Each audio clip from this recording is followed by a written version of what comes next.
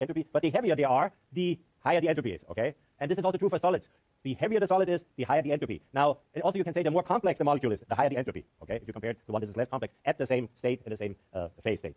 Okay, now, who ever been to the desert camping and they forgot their soda, or beer, no, not beer. They forgot their soda in the car. Anybody? How did these cans look like? How did the cans look like when you forgot them in your car and it was hot, it was 120 degrees outside? Didn't they sort of swell up? They bulge out a little bit? Yeah? Okay, this has to do with the CO2 equilibrium. Because you have these cans of soda, and they have dissolved carbon dioxide in there. And they have a little bit of an airspace, and there's an overpressure of carbon dioxide that just always stays nicely dissolved. When you open up that can at regular temperature, it has a little fizz there, okay? And then you start drinking, and it makes this nice effervescent feel that you have all these bubbles coming out, because now the pressure is gone, the partial pressure of CO2. Now they all come out of solution, okay? And if you buy these 5-gallon sodas, or 2-gallon sodas, or 1-gallon sodas, you drink it, and you try to squeeze out the air that it doesn't get flat, and you put it back in your refrigerator, and the next day you come and it tastes terrible, okay? It tastes flat. Because all the CO2 makes a little fizz when you open it up, all the CO2 came out of the solution, and you have this flat pop, or cola, or whatever it is, or Coke, or Pepsi, or whatever, and so set the check, please, okay? And that's for the commercial. And so the point is there, that this is essentially what you see here is that Henry's law. That's the dissolution of CO2 in water. When actually Coke is actually phosphoric acid mostly. If you put a piece of meat in a Coke, raw meat, and you come back a week later, it's totally gone. The phosphoric acid, that's what we put in our body. The phosphoric acid has totally eaten up the meat, okay? And anyhow, but it tastes very, very good. So it also has 40 grams of sugar, which is not so fortunate if you drink a lot of those. Anyhow, but there's also diets. Let me not divert, okay? So there is this CO2, and so it bulges, as we agreed. Nobody has seen it explode because the temperature wasn't high enough. And what I can tell you, of course, you have a little bit of gas space on the top where there's overpressure to make sure that it stays dissolved in the solution. And it's not that expansion of the little gas space as a function of temperature. It's very small. That's not it. So it has to do with that equilibrium. So when you have that equilibrium here, that's the equilibrium that we have discussed all lecture today here.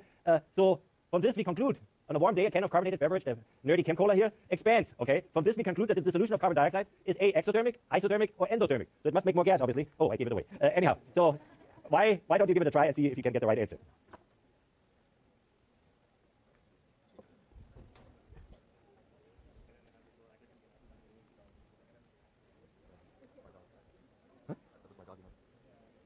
Yeah, right, exactly.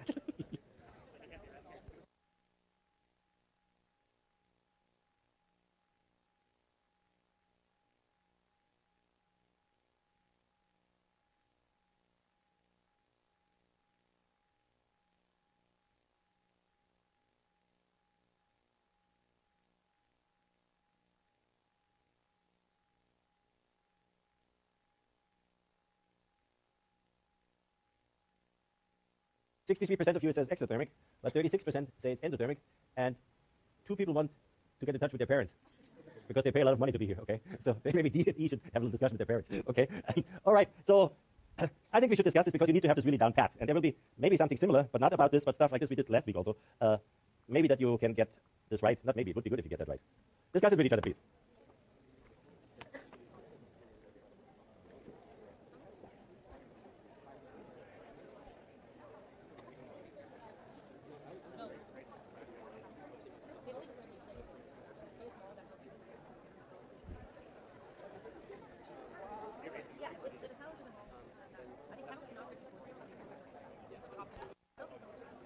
That would be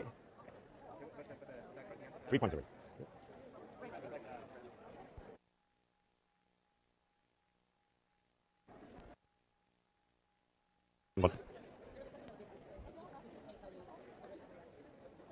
Okay, we are now at 74% to say exothermic. Should I say this is right? I think so. Of course it's right. So because heat is a product, isn't that right?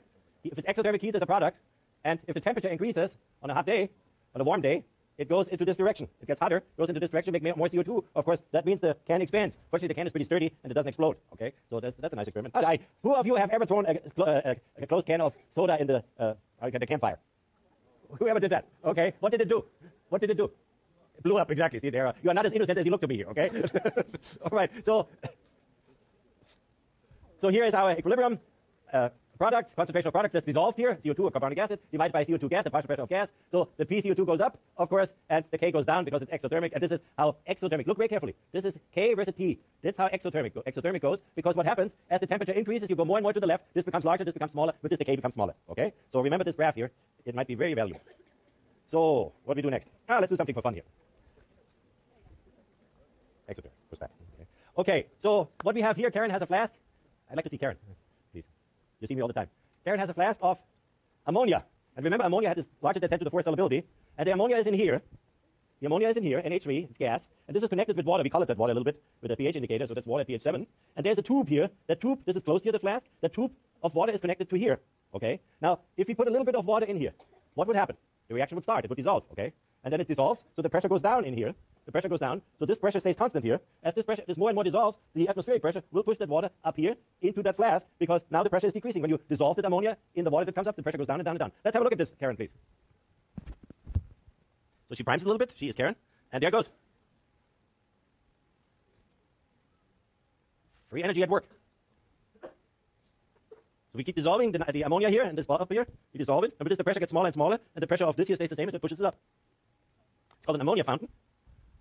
And you see now it's blue, and this means it's basic. All the way to the top. Thank you, Karen. Did you understand what just happened? Probably not, huh? No, you did. You did. I'm just kidding, okay? Just kidding. Okay, so what happened here is you have the ammonia has a very high solubility in water, okay? So there was a certain pressure of ammonia gas in that bulb, and it was closed on the bottom, and then this rod connected it to the water, okay? The ammonia could not disappear, and so now you put a drop of water in the top, and the reaction starts. The ammonia starts dissolving, and while it dissolves, the pressure goes down in the top, and the air pressure on top of the solution, that red solution, will pushes it up, and it starts dissolving and dissolving and dissolving, and the pressure in the bulb gets less and less and less, and with this, the water will go up in the bulb, okay? So this is solubility, Henry's law in action. That's the solubility. It's very high solubility of ammonia and water in a very clever way displayed. I did not invent that way, otherwise I wouldn't say clever, okay? So we have the solubility of ionic solids. So barium sulfate, did you do anything like this in the lab already? No? Solubility experiments you didn't do? Barium sulfate is very insoluble. And it's a solid, and it dissociates in barium 2 plus ions in water and SO4 2 minus ions in water. That AQ means always aqueous. That's in an aqueous phase. That means it's dissolved. So you can write now a reaction quotient for that. The reaction quotient is the concentration of this in square brackets. We write the concentration in square brackets if we are in solution. The square brackets means concentrations in moles per liter times the concentration of this here, the barium 2 plus in moles per liter, divided by this here. Divided by this here. And what is that? What do we set this here? That's a pure solid. We divide this by 1 with this. The equilibrium quotient looks like this here, okay? You are with me on this, aren't you? You should be. Okay, great. Thank you. And so if this is an equilibrium, then Q is K. And the equilibrium, of course, is a function of temperature, as you have just seen. K is a function of temperature. Exothermic goes down with increasing temperature. Endothermic goes up with increasing temperature. That was on the last slide. Remember? Okay, so now I put a little SP here because this is a special equilibrium. It's just an equilibrium constant. But this equilibrium we call solubility product. That's the product of this times the product of this gives you the solubility of barium sulfate. And the solubility product is 1.1 times 10 to the minus 10. So this is very, very small. That means that the equilibrium is completely on the left side. It's much smaller than 0. And that means that it's not very soluble at all. Okay? It's very, very low solubility of barium sulfate. Hardly anything. So if X would be barium, and this would be also X, the concentrations are equal. So this equals sulfate. So what is that? X squared is 1.1 times 10 to the minus 10 here. You know how to do this. It's 1.1 times 10 to the minus 10. And so you take the square root out of this. Then you get X is 10 to the minus 5 moles. So this would be 10 to the minus 5 moles, and this would be 10 to the minus 5 moles. Or the product of those two has to be 1.1 times 10 to the minus 10. That's the solubility equilibrium for barium sulfate. Now, you see here, you have barium sulfate, and you have barium here, and you have sulfate here. So if you would add, you want to dissolve some barium sulfate, a tiny little bit amount of barium sulfate, would you add sulfuric acid, that makes H2, 2H plus SO4, 2 minus, or would you add barium chloride, that means 0.1 molar barium chloride means Ba2 plus 2Cl minus, or would you add water? That's the question, to dissolve that speck of barium sulfate. Think about this, and I don't expect you at this point to really know that, but you could deduce this if you if you use what you have known about equilibria so far.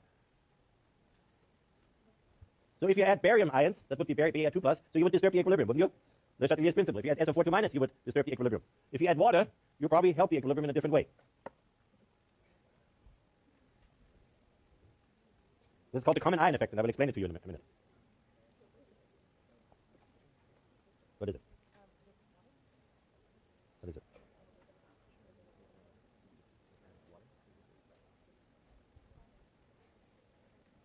What is it?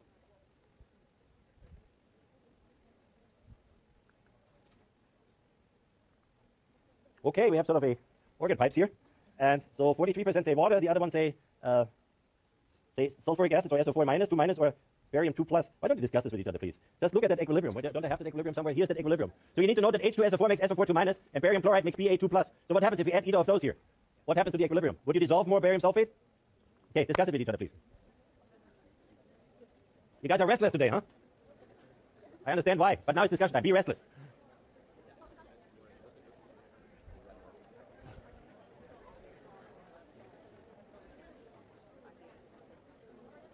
This will be all in the final. I know class was restless. Put it on the final. Just kidding. Just kidding. Okay, give me the courtesy of leaving quietly or sitting quietly, please.